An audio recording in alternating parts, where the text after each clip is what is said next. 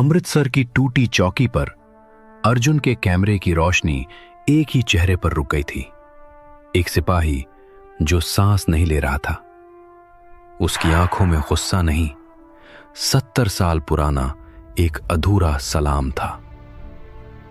यह कहानी यहां से शुरू नहीं हुई थी, 3 दिन पहले से हुई थी। 15 अगस्त से ठीक 2 दिन पहले अर्जुन मेहता अपनी गाड़ी लेकर अमृतसर के उस गांव पहुंचा जहां वाघा बॉर्डर के पास एक पुरानी अंग्रेजों के जमाने की चौकी आज भी खड़ी थी, टूटी फूटी, भूली बिसरी। चैनल के लिए एक स्पेशल आजादी वाली स्टोरी बनानी थी, उस अनजान चौकी की जिसे गांव वाले सालों से शापित चौकी कहकर बुलाते थे और पास भी नहीं फटकते थे। ढाबे पर चाय लेते हुए अर्जुन ने पूछा, चाचा, ये चौकी इतनी सुनसान क्यों पड़ी है? पूरा गांव तो इसके बारे में बात करने से भी डरता है। वहां रात को मत जाना बेटा, 1947 से आज तक कोई वहां से जिंदा नहीं लौटा। जो भी गया बस लौटा नहीं। इकबाल चाचा की आवाज में एक पुराना डर था, जैसे कोई राज अभी तक दबा हुआ हो, जिसे बताने से भी उनका गला कांप रहा हो। अर्जुन ने हंसकर बात टाल दी। उसे तो बस एक अच्छी स्टोरी चाहिए थी, डर नहीं।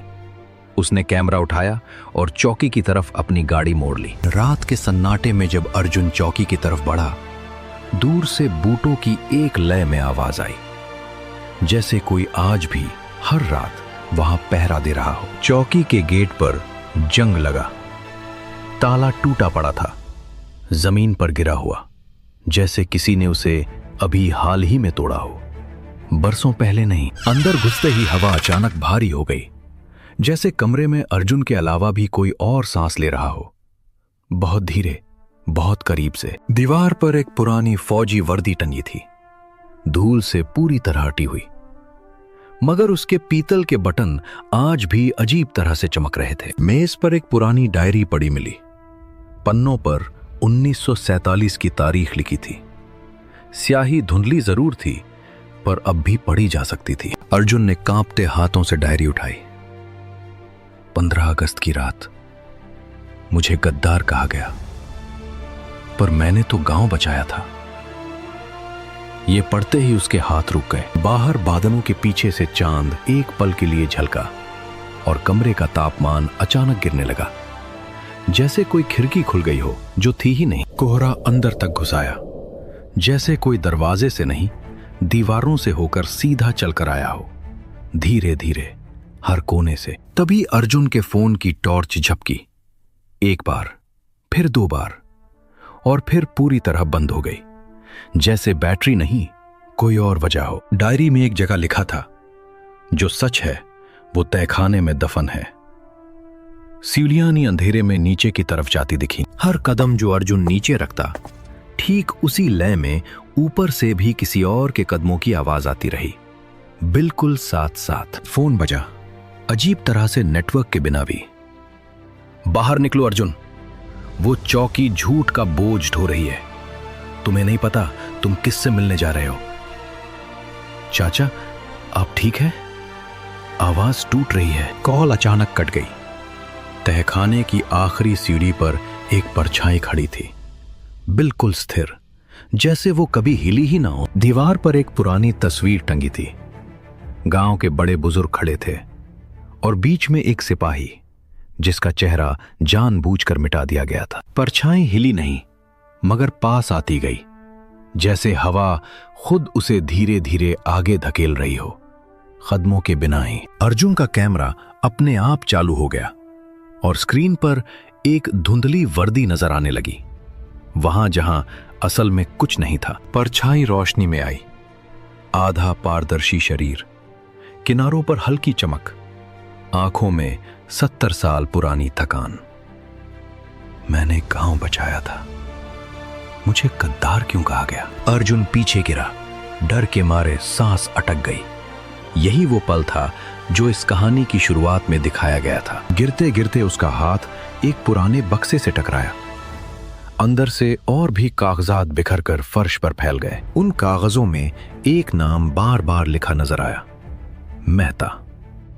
अर्जुन का अपना खानदानी नाम 1947 की तारीखों के बीच। बलवंत सिंह की आवाज धीमी पड़ गई, जैसे 70 साल का बोझ आखिरकार उतर रहा हो। जिस रात मैं मरा, तुम्हारे परदादा ने ही चोर रास्ता उन हमलावरों को दिखाया था। मैंने उन्हें रोका, गांव बचाया और बदले में गद्दार कहलाया। ये मुमकिन नहीं।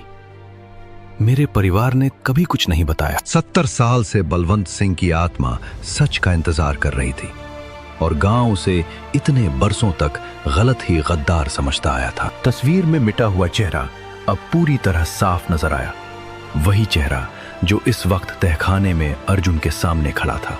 हवा में सिपाही की आवाज गूंजी, ऊंची होती और फिर और ऊंची, जैसे 70 साल की चुप्पी एक साथ एक ही पल में टूट रही हो। सुबह होते होते तूफान थम गया और उस पुरानी चौकी पर एक अजीब सी शांति फैल गई, जैसी बरसों में कभी नहीं थी। अगली सुबह अर्जुन ने गांव के बड़े बुजुर्गों को बुलाया और डायरी के साथ पूरी सच्चाई सबके सामने रख दी, बिना कुछ छुपाए। इकबाल चाचा की आंखें भर आईं। कई सालों का बोझ जैसे एक साथ उतर गया। 70 साल हमने गलत आदमी को गद्दार कहा, अब पूरे गांव को माफी मांगनी होगी। उसी दिन चौकी के बाहर बलवंत सिंह के नाम की एक तख्ती लगाई गई।